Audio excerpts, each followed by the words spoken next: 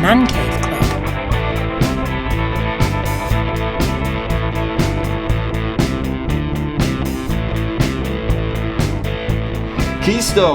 KeyStone engineer boots. Man, these are cool boots. Like hen's teeth. Rare. They're rare birds, man. Yeah. So talk about the first time you saw these boots. I probably Instagram, but definitely Veb leather vintage engineer boots on Instagram. Mm-hmm. He super into engineer boots. He's like all about like Mr. Freedom and just everything. Yeah. Kind of obscure Japanese clothing boot related. It was either He's the engineer boot guy. Vintage engineer boots. Yeah, he's into them. You can learn a lot just like just combing through his page, you know? And Right. I don't remember if I saw them or I know my buddy Ian, everyone else's fault. He was really into these and he almost got a pair. Mm-hmm. I don't think he ever did actually end up getting a pair. He almost did. But he might have shown me these because we were always like just trying to find like what engineer boot. We were like engineer boot crazy for this little period of time. We ordered roll clubs together and him and I ordered those creosote engineer boots together. But Which you still haven't seen yet. no, dude, not yet. Getting close though, I think. Really? Okay. Yeah, but man, these Keystones are cool. They're really obscure, small shop in Japan. They take like pre-orders, I think. Yeah. Get together, or they just take orders, and then they're factory made boot. The owner of the shop has some factory he's connected with that makes these boots. Right. And they're cool, man. They're a cool design. It's a classic engineer shape. So the process is basically you have to email Tokasaki, I think is his name. Cool. If I'm pronouncing it properly, I'm not sure. But you email him directly, and then you go through a series of emails. He asks you measure your foot, and then he suggests a couple of sizes. These are 9.5D. Cool. Okay. I typically wear a 9 in most engineer boots because engineer boots, they do run a little bit big, and they are a little roomy in the width because he also suggested like a 9E,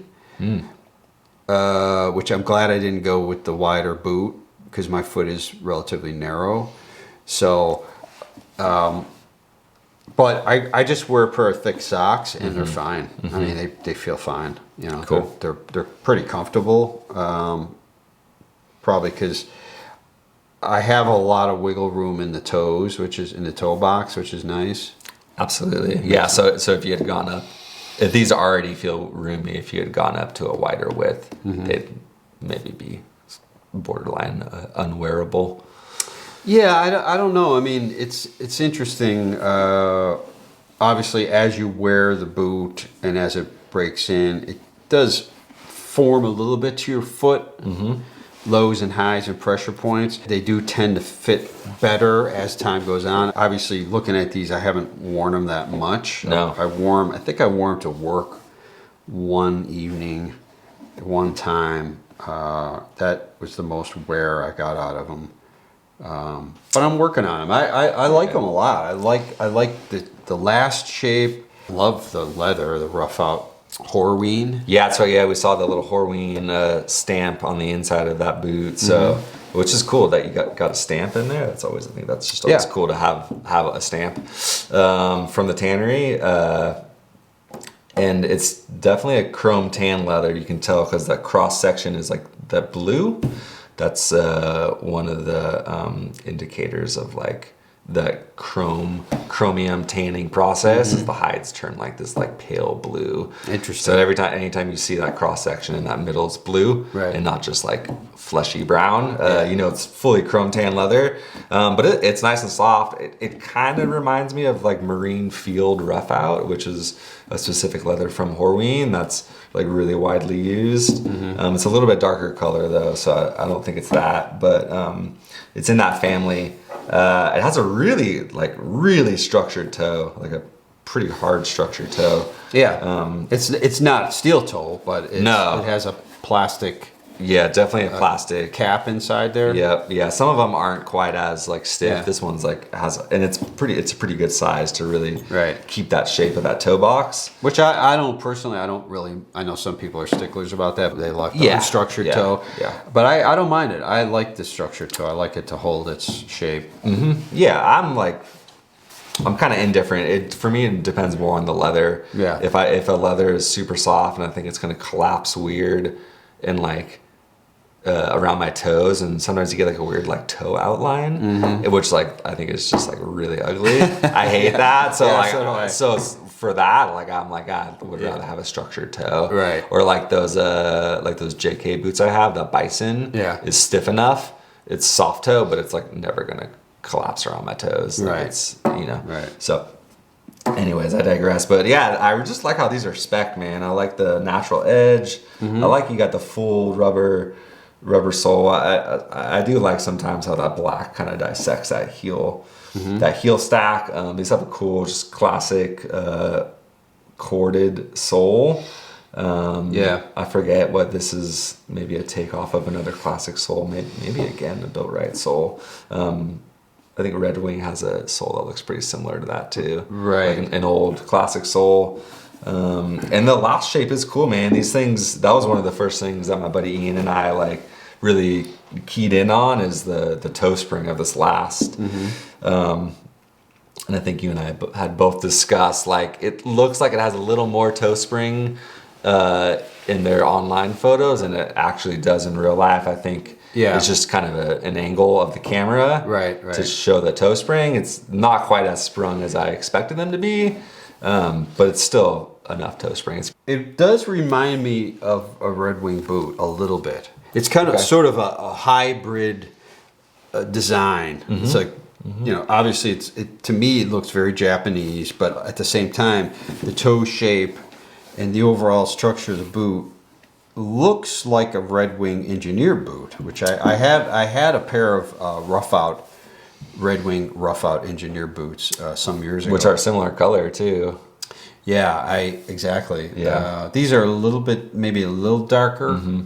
I let those go because they were the wrong size. They were too small for me, so I sold them to a buddy of mine who had a smaller foot. And those were, of course, they were steel toe, which adds a lot of weight to the boot. Which I don't necessarily need steel toe. I don't mind steel toe, but I avoid it if I can. Yeah, they do have a Red Wing vibe. I think part of it is just like the dark brown stitching on the lighter rough out is like a total Red Wing move. And just because they're like a factory made boot, you don't get like double stitching on stuff. Like you only have 2 rows on the vamp and the heel, or any like kind of the next level up in production, you see a few more rows of stitching in those areas. And it's just a byproduct of like a more quickly made factory boot, machine Goodyear welted. Yeah, so you're saying here you might see like through here you might see like a triple or a quad, like sometimes a quad and then 3 on the vamp. Or like, remember there was your 2 Wesco pairs. The loos have like 4 and 3, and the lower production have like 3 and 2. Oh yeah, we talked about that. So so these, 2 and 2, that's like the bare minimum you could do before that's like just gonna fall off because you pop a stitch and the thing's coming loose. You only got 1 row of stitch on your strap. I don't mean this to say they're cheaply made in any way. It's just like maybe like the like starting point of quality, and you like kind of go up from here. But they're sweet boots, dude. They got a really cool style and like super vintage vibe to them. And I love them. Yeah, I mean, I got Red Wings on my feet, so comparing them to Red Wings is in no way a diss. I like Red Wings. Yeah, very cool boots, man. It's kind of cool that you got a pair, man, because like literally, I mean, this was the pair I would have gotten back in the day had I ordered them. Was this rough out pair? These were the ones I was eyeing. Yeah, they do a lot of cool boots. I mean, they do the engineer boot, and it's a 2-tone brown and black. 2-tones, a cool. We're looking at that. Yeah, it's very cool. That's why I thought I wanted to order a pair, partly because I wanted a pair, but also partly because I wanted to do the the community service. I don't really see a lot of information out there about KeyStone boots. It's so hard to glean any information about these boots. So I hope that this video, helps people like get a closer, microscopic look at these boots to decide if they want a pair. Yeah, I'm sure for a lot of people, this is the first time they're even hearing about these boots. I mean, there's really not, aside from Veb Leather, there's really not too many people I can even think of that have a pair of these in the States or put content on the internet about them. There's a few pairs floating around. Yeah. They pop up on Instagram once in a while. Yeah. But you're right, not many. There's not many. No, there's not many around. Oh, and the price point is sort of reasonable, I would say. They came in at about $650 USD. I mean, that's about one of the cheapest engineers on the market for a quality engineer. Again, I think it's equivalent to what a Red Wing engineer boot would be. I think they came in at maybe $550 or $600 when they were. But they would just continue for if Red Wing Heritage did an engineer boot today, then they'd probably be about this price point. If they were to, I would think so. Yeah. Yeah. To reintroduce maybe even them. more.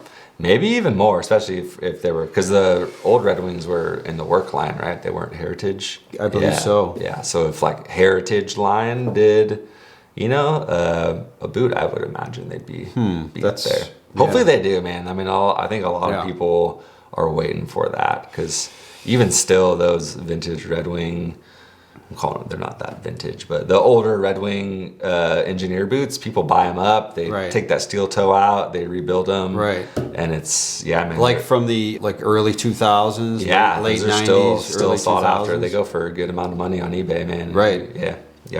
They're very sought after. Very cool. I'm gonna try these on and see if these fit me, Paul. I don't think they're gonna, but I'm gonna try them on anyway. No, you should, man. I can't help myself. Yeah, you should. I think the pass-through's relatively roomy. It looks roomy, yeah. So I think you can get your foot in there at least. I think I can. Yeah. So KeyStone engineer boots, guys. Check them out. Beautiful boots. Yeah. I love this rough one. I can't wait to start getting these broken in. Yeah, they're too clean, man. Too clean. Get them dirty. Yeah, thanks again for joining us. Hope you enjoy our channel, The Man Cave Club, with Jimmy and Paul.